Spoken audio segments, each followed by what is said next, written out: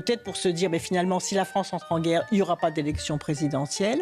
Donc si c'est ça le rêve inconscient d'Emmanuel Macron, il doit rendre des comptes. Salut tout le monde, j'espère que ça va. Donc aujourd'hui, nouvelle vidéo zapping. Aujourd'hui les amis, on retourne sur X et Instagram, se regarder pas mal de séquences. Mais avant de commencer la vidéo, je voulais dire une chose, c'est qu'hier j'ai reçu un commentaire qui m'a fait bien rire. C'est une personne qui m'a dit, Pagès, laisse tranquille les macaques, ils sont plus intelligents que tu penses. C'est pas faux. C'est parce que j'avais dit qu'il y a un youtubeur qui prenait ses abonnés pour des macaques, tu vois. Ce qui n'était pas faux non plus d'ailleurs. Et du coup, quand j'ai vu le commentaire, je me suis dit, ah ouais, encore un mot que je peux pas employer. Parce que les amis, il faut comprendre une chose. Moi, j'ai 44 ans. Je suis un vieux. Je suis un boomer, comme ils disent, tu vois.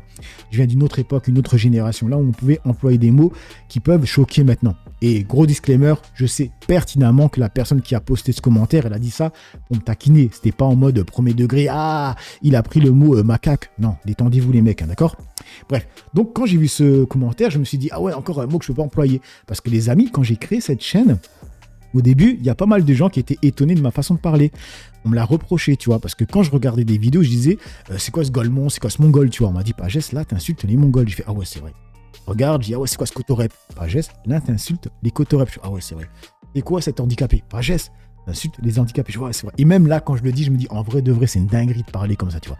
Et du coup, là, ça m'a fait sourire parce que je me suis dit, ah ouais, même là, en utilisant tout simplement le nom d'un animal, tu vois, ça pourrait offusquer des gens. Ah, elle rigole. Mais je pense qu'il y a des gens qui pourraient, premier degré, s'énerver, tu vois. Donc, je suis là en train de me faire des nœuds, faire de la gymnastique intellectuelle pour savoir quel mot ou non je peux employer sans que ça choque la populace, tu vois. Donc, c'était un peu marrant tout ça. Bref, tout ça pour ça. Du coup, on enchaîne avec la news insolite du moment, et elle est réellement insolite. Elle nous vient donc du Monde. C'est avec Sarkozy qui est fraîchement sorti de prison, et du coup, il sort un livre. Le titre, il s'appelle Le journal d'un prisonnier. C'est une dinguerie, les mecs. Donc, Nicolas Sarkozy, à peine sorti de prison, annonce la sortie d'un livre. Les mecs, ce mec, il a fait 21 jours de prison. Ça veut dire que là, si je dis que ce mec, avec son livre, il va faire au moins 30 000 euros de bénéfices, normal. Vous dites, bien sûr, il va faire 30 000 euros de bénéfices. Ça veut dire que il a renta de zinzin la prison. Ça veut dire que par jour, il aura touché un SMIC. 30 000 euros, c'est un jour de SMIC pendant 21 jours. Voilà. C'est une dinguerie, les mecs. Et des gens lui ont envoyé des 20 euros, je suis encore enrhumé, 20 euros pour cantiner. On en est là, les mecs. Le mec, il a renta la prison comme Jaja. Bref, du coup, on enchaîne avec Alerte Info, c'est marqué Flash, Jordan Bardella, Marine Le Pen et Cyril Hanouna ont été aperçus hier soir, attablés ensemble dans une brasserie parisienne.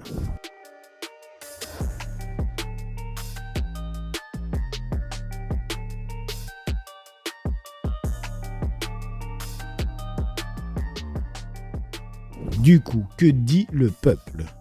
Dire qu'il était tellement content de devoir faire barrage au RN en votant Macron en 2017, la girouette sans conviction. Le Hanouna de 2010 aurait tellement honte de Hanouna de 2025. Et on enchaîne avec le post de l'ex-spectateur qui a marqué « Il écope d'une amende de 500 euros pour défaut d'assurance de sa trottinette ».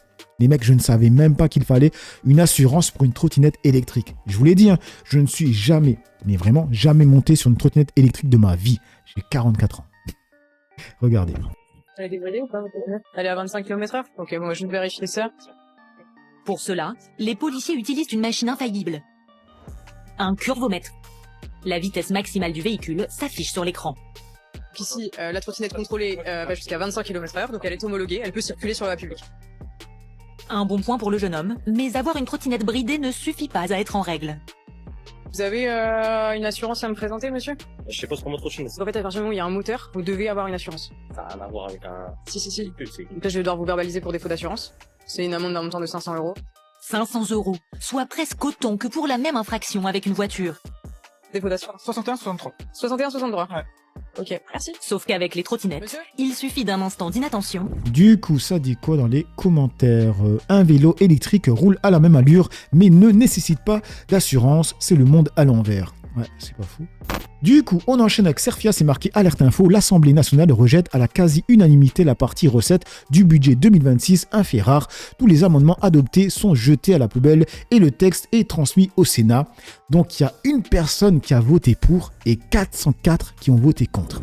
Je vais donc mettre aux voix la première partie du projet de loi de finances pour 2026. Je vous laisse regagner vos places. Le scrutin est ouvert. Le scrutin est clos.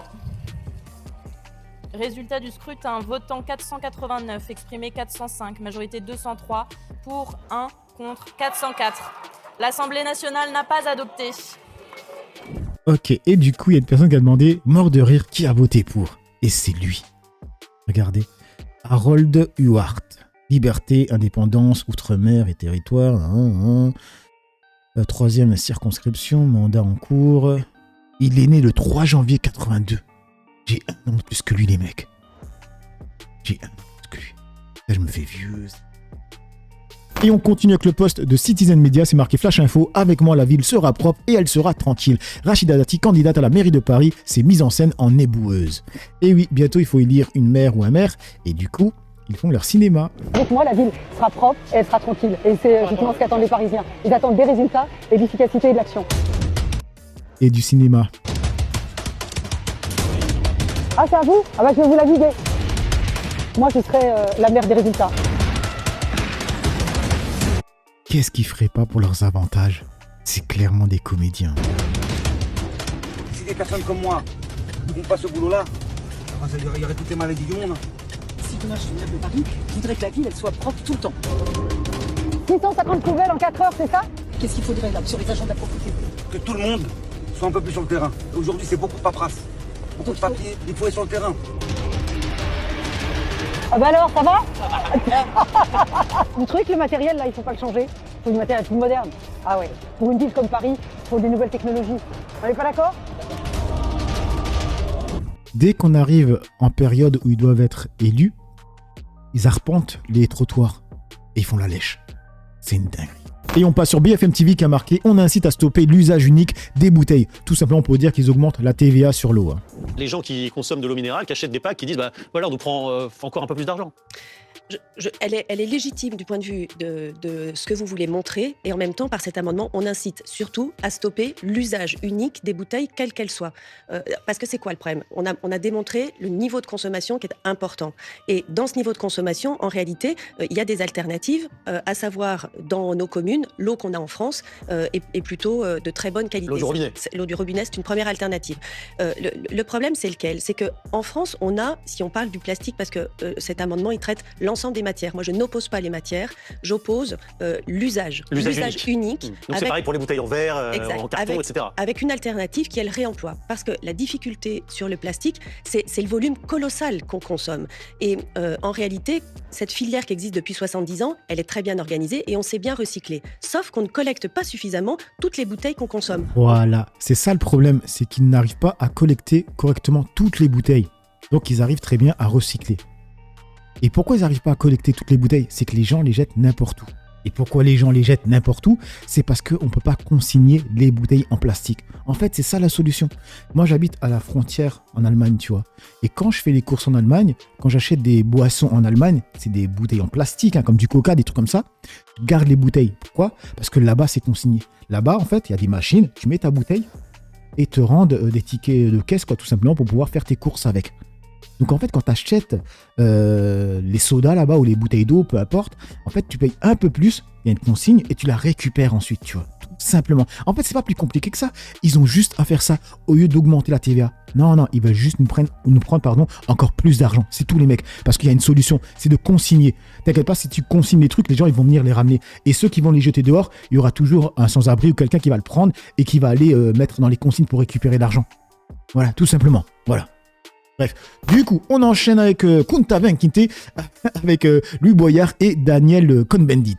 Écoutez, c'est magnifique. C'est bon, je peux en placer une, il a fini? Non, Allez-y, vous reprenez. Je reviens, je ne vous permets pas de me tutoyer. Oh mon petit. Ok, Booba. Oh mon petit chouchou. Ensuite, Daniel Cohn-Bendit qui me dit ça, je sais pas parce que je suis jeune que vous pouvez vous le permettre, on sait très bien ce qui se raconte sur vous à ce sujet. Donc, je vais terminer. Vous avez capté? Cohn-Bendit, il fait comme s'il n'avait pas entendu. Et ça, il le fait constamment. À chaque fois que quelqu'un lui rappelle que c'est un pédo, il fait comme s'il n'avait pas entendu, tu vois. Parce que oui, Cohn-Bendit, il avait dit quoi? Vous savez, quand une petite fille de 5 ans, 5 ans et demi, commence à vous déshabiller, oh là, c'est fantastique. Voilà ce qu'il avait dit. Hein. Et l'autre, oula. Mais l'autre, quand il dit oula, il a l'air intéressé. Hein. Et ça, c'était l'époque de la gauche qui disait interdire d'interdire. Hein. On a capté. Du coup, on enchaîne avec Instagram, avec, comment ça s'appelle encore, Ségolène Royal qui parle de Macron. Vous avez des enfants, vous avez 4 et vous avez des garçons. Oui. Et peut-être que forcément, moi j'ai eu beaucoup de mères de famille que j'ai vu témoigner ces dernières heures en disant mais attendez, moi j'ai des garçons, je veux pas envoyer mes garçons à la guerre pour sauver l'Ukraine. Ce que disait Machiavel, pour maintenir un peuple dans l'obéissance et le silence, inventez-lui un ennemi, faites-lui peur et dénoncez ceux qui veulent la paix comme des antipatriotes et des ennemis de la patrie. On y est. Un leader faible rêve de se transformer en chef de guerre et qui déclenche une guerre pour éviter des troubles intérieurs finit toujours par accélérer sa propre perte. On n'a pas le droit de faire peur à une nation tout entière. On n'a pas le droit de plonger dans l'anxiété les nouvelles générations.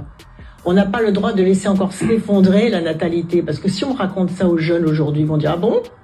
Et en plus la natalité vient de s'effondrer ? On aura encore moins d'enfants. Pour faire des soldats ? Mais qu'est-ce que c'est que cette histoire ? Il n'y a pas un autre destin quand même à promettre à la nation ? C'est intolérable. Et finalement, si la France entre en guerre, il n'y aura pas d'élection présidentielle. Donc si c'est ça le rêve inconscient d'Emmanuel Macron... Voilà. Du coup, on enchaîne avec le général, celui qui avait dit que faut être prêt à perdre ses enfants, tu vois, donc il réagit à ses propos. Le choc est une réaction humaine. Et j'ai des amis qui, ces dernières heures, m'ont écrit, m'ont posé des questions. J'ai moi-même des enfants. Donc, naturellement, ce n'est pas des discussions qu'on a au quotidien, dans son entreprise, dans sa famille. Et quand vous avez une autorité militaire, le chef d'état-major des armées, qui s'exprime devant les maires de France et qui décrit ce paysage, pour moi, je mesure à quel point certains ont pu être inquiétés. Mais le rôle de cette intervention est d'alerter et de se préparer. Moi, j'ai une grande confiance dans notre pays et dans nos armées. Nos armées sont très fortes. C'est une référence en Europe. Et notre pays a toujours su faire face aux défis. Mais pour faire face à quelque chose, il faut s'y préparer. Du coup, que dit le peuple ? Si ça, c'est pas de la manipulation de masse, qu'est-ce que c'est ? Et il te dit ça avec un grand sourire. Quand un dirigeant devient faible, il a besoin d'une guerre. Il n'aime pas ses enfants pour dire ça. Faut s'en méfier, il a une tête d'évêque. C'est des ouf les gens. Et on passe sur Todd Vuguet et c'est marqué « On en a rien à cirer de l'Ukraine et de Zelensky. En bas, c'est la merde. » Que ça fait du bien d'entendre ça. C'est ça la France aujourd'hui. C'est un pays où on n'a plus d'hôpitaux, on n'a plus de justice, on n'a plus de police, on est gangréné par la drogue, on est à la limite de la guerre civile et on a un président qui vient au micro nous parler de Zelensky et de l'Ukraine. On n'en a rien à cirer de Zelensky, de l'Ukraine. On veut d'abord régler nos problèmes chez nous. Il faut l'entendre, il faut que ses conseillers lui disent. Ils disent regarde en bas c'est la merde. Tu comprends ? En bas c'est la merde. Arrête de regarder ailleurs. On a besoin d'un président qui vienne nous aider, à résoudre ces problèmes, pas à résoudre les problèmes de l'Ukraine et de Zelensky dont on n'a absolument rien à cirer. Moi, j'ai même Mourad. Du coup, on continue avec The News, avec Yann Moix qui a déclaré « On punit Israël pour quelque chose qui n'est que dans le Nouveau Testament, mais qui n'est ni dans le Talmud, ni dans la Torah. C'est que quand un juif est giflé, il ne tend pas l'autre joue. » On punit Israël pour quelque chose qui n'est que dans le Nouveau Testament, mais qui n'est pas ni dans le Talmud, ni dans la Torah, ni aucun texte de la pensée juive, c'est la notion de riposte. Quand un juif est giflé, il ne tend pas l'autre joue. C'est le message de toute l'histoire d'Israël. Je n'ai jamais vu aucun texte où Israël acceptait de se laisser attaquer sans défendre. Malheureusement, c'est le seul pays au monde pour lequel toute défense est égale à l'attaque et toute riposte est égale au crime. Merci de m'avoir écouté.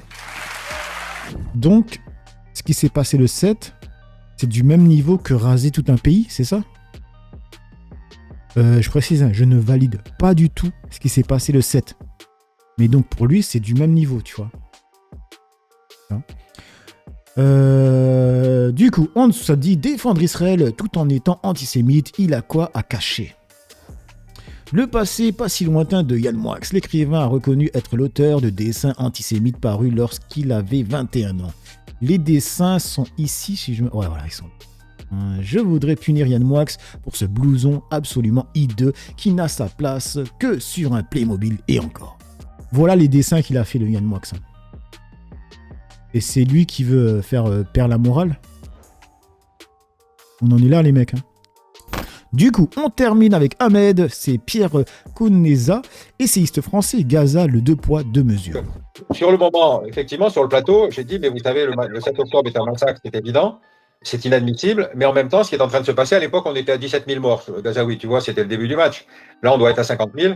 Donc, quand tu dis ça sur un plateau télé, notamment où tu as des gens qui sont là pour expliquer, faire de la lamentation publique, ils étaient tétanisés parce qu'ils disaient, mais enfin, vous vous rendez compte, etc.